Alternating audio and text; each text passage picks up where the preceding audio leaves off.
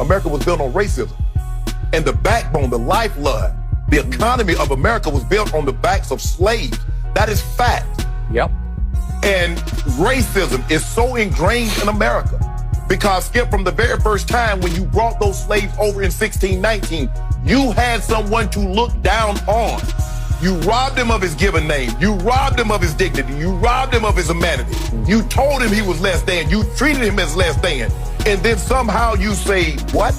That America is what? America is how? He never received that. You got 250 years of free labor. Yep. 250. Because, Skip, let me tell you how this works, Skip. When you hire someone to do something, either you can't do the job or you don't want to do the job. So which is it? So as America was thriving, who was doing the work? The workers. It wasn't you. Not only were they working in the field, they were taking care of your kids before they could take care of their own. So this notion that America, white people, we did all this. No, you didn't.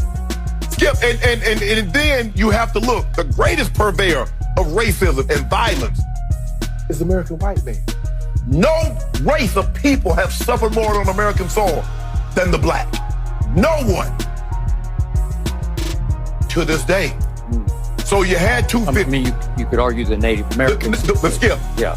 They weren't enslaved for 250. No, they were not. Now, they were just murdered often and their homes taken. But that's what happened. I got it. I'm just saying, for on balance. Yeah. Yes. And the thing was, Skip, and they still did it, and they did it. Yeah. See, guess what they did? So they've been stealing and looting since the inception of America. True.